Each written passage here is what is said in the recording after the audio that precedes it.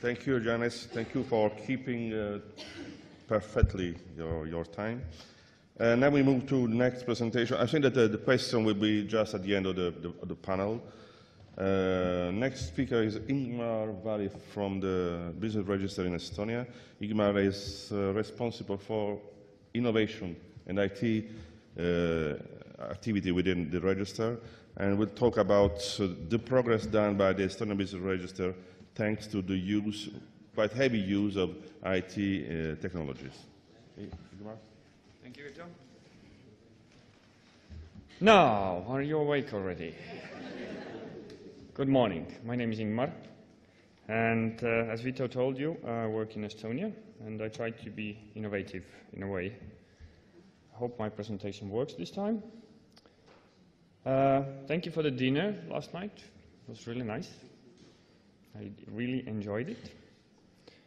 And my presentation is about company registration in Estonia.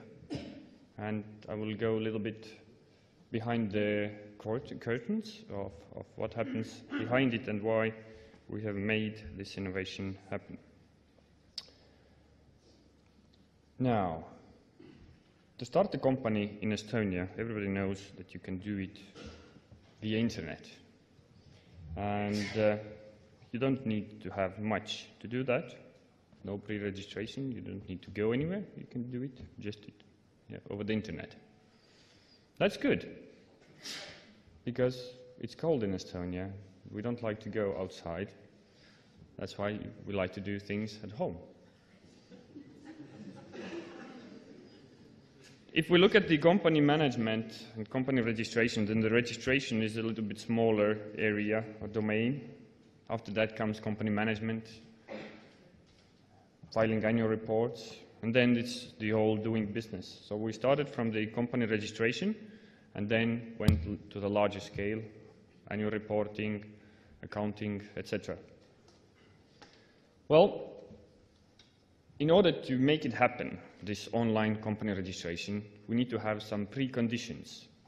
Well, first of all, internet availability. The government has put a lot of money into that, so it doesn't come from the empty space. It has some pre-developments. Electronic identity, yes, you need to have this in order to use electronic smart e-services.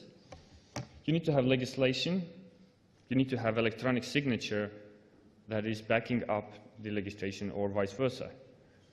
You need to have this in order to guarantee legal certainty. You need to have political will. Doesn't matter how much you try technologically, you need to have this political will. Some politicians have to say that, yes, this is the way we want to go. Of course, we need to have data exchange between government institutions. You can have it without this, but it's so painful that it doesn't work really. And all these preconditions gave us the opportunity to start the process of optimizing the company registration in Estonia. And this is the ordinary way how we do things. We map the process and we start eliminating the steps in the process. And what happened was that in electronic process, we discovered that the notary, that takes some time in the process, we don't need it anymore. Notary is a person that helps citizens to start the company. Of course, I have to say that this process in a real world still exists. We still need notaries in Estonia, especially when you don't have the electronic identity. And we don't have the mutual recognition of electronic identities in Europe, like mentioned in the previous presentation. So today in Estonia you have a choice. You can go to notary when you don't know anything about computers. Notary will help you to manage everything. Or if you are using computers, do it online yourself via internet. But this optimization was done, and as you can see, we came from a long process to a short process that takes, on average, 2 hours to register a company over the internet. So that's good. And if we look at the process itself, in the system, the authenticate is the first one that actually enables this process. In order to offer a service for a citizen, you need to know who is behind the computer. How do you know who is sitting? You need to have some secure way to checking it. And electronic identity gives this opportunity. It's like with the banking card. When you go to an ATM machine, you put in your card. How does the bank know that it's you behind? Well, you put in your PIN code, yes, you get your money. Bank knows that it's you. The ID card works the same way, so we know who is sitting behind the computer. And I know that some skeptics say that yes, but it doesn't prove anything. You can give your PIN codes and card to anybody else, and then there's not that person. But in Estonia, it's said that if you give somebody your PIN code and ID card, it's as good as power of attorney. You give somebody else the right to act on behalf of you. This person can take all your money from the internet bank, can start companies, can sign contracts, can do everything with the government. So it's as good as that. And of course, in Estonia, we have this national identification code that is a public number for every person. And this number is also inside the smart chip. So when the person enters to our system, we don't need to have any pre-registration. We already have the history from previous times. We can match this information, and we can offer best service for the citizens. And we can even say that this citizen is related to this company and can represent this company starting a new company. So this works quite well. As I mentioned, government-to-government communication is very important. In Estonia, we have something similar that we had yesterday. Altinn, was it in Norway? We have this. It's mandatory for the government to connect to it. All government databases are connected to it, and all government officials have to use this information. And it's not allowed for the government official to ask this information from the citizen or from the entrepreneur. We have access. We need to take this information from the system. And it's good because it helps the company registration process quite a lot. We can get information from the population register. No more typing in, no more typing mistakes. The data quality has improved a lot. And this works both ways. Whatever register needs business register information, they can have instant access to the system and can use this. Of course, we have this checking mechanism that we can say that, yes, some government institutions have access, some not. I need to have a legal reason why we should get this information. But this helps a lot in communicating and improving the processes. This was one of the biggest innovations in the beginning that helped us to optimize the company registration process as well. But 10 times more important in the process is the signing procedure, and it's also technically 10 times more complicated than the authentication of a person. Electronic signature is something that proves that this person made this kind of a choice to start the company. We need to have this electronic signature for legal certainty in the process. Without this, it's very hard to prove in the court later on that this person started this company. Of course, we had to make many policy changes that helped also to improve the process. Later on, submit annual reports when the company has already started. And we even started a program to help the new companies to manage their bookkeeping accounts so that they will start on the right track. So small companies don't need to spend extra money on accountants. They can use this software so they can start their business quicker and move faster.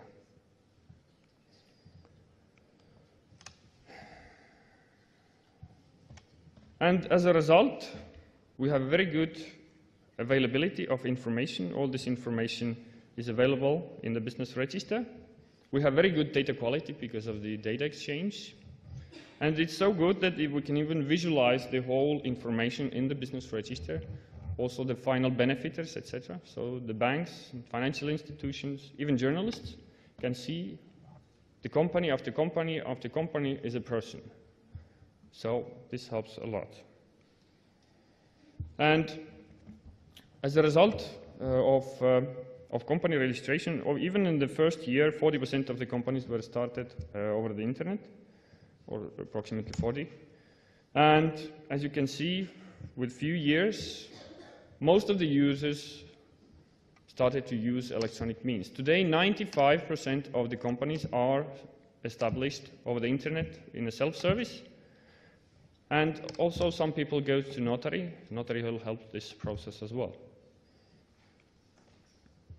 And if you think that this process of making it so easy to start a company over internet will make a boom of starting companies, you can actually see that in 2007, what was not quite a large boom. We had a boom in 2009 when we changed the legislation of the share capital, so that you don't need to pay the share capital straight away, you can pay it within a year. So that we had a rise of starting a company. So on average, we have 20,000 new companies every year. And the annual reports are also growing each year. Companies are submitting it electronically. 95% of the annual reports come in electronically with the XBRL reports. And it's good because this information that we get in XBRL can be used in other government institutions. Before this, we had to data mine all this necessary information from the PDFs. Now all this information comes in, and the government has straight away good knowledge how the companies are doing and which way to help the companies in improving the business. So today, in 20 minutes, you can submit your annual report, and that's good. Helps the companies to improve.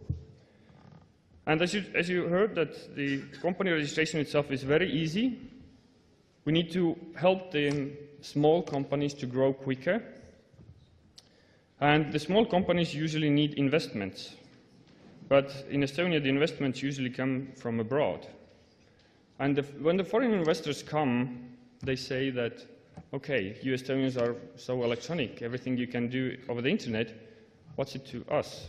We don't have this electronic identity, we cannot use this, we cannot participate in the company management. It doesn't work for us. So what happened was that our government started a startup project.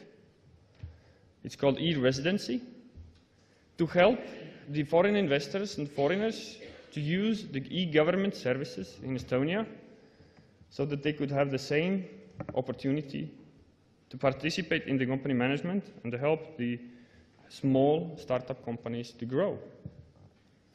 And it started as a small problem that we cannot authenticate foreign users, but it grew into a larger. Today the goal is 10 million Estonian e-residencies. Estonian population is 1.3 million. Imagine that we will have 10 million e-residencies, and it's going to be a huge number. We'll see how that goes. Today, we already have about 1,500 e-residencies. It's in operation.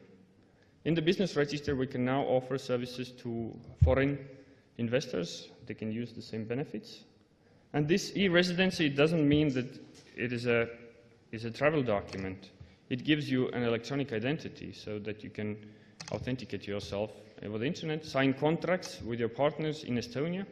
And the good thing is that you can use this ID card very soon to access all government systems in Europe. Because of the Stork project, some other large-scale European projects helps us to authenticate ourselves. And if the Estonian ID card and the e-residency card gets access to this platform, then all the foreigners who wants to be users of electronic services in Europe can use this method. That's good. And the interesting thing about the government startup was that the government managed to move very quickly. In September 2014, we had the first kickoff meeting, and already in November, the legislation was approved. government moved really, really quickly. And in May this year, we had our first residencies that were registered. Now we offer our services. We already have 150 companies started in our business register with this e-residency card. And anybody across the world can apply for this card via Estonian embassy. So we will have a very interesting future how to manage all this 10 million e-residency. And as you can see, this company registration portal or this service is promoted as one of the best service that you can use with this e-residency card. And we will have hopefully many foreign investors to Estonia soon. So, if you want to start a company, come to Estonia.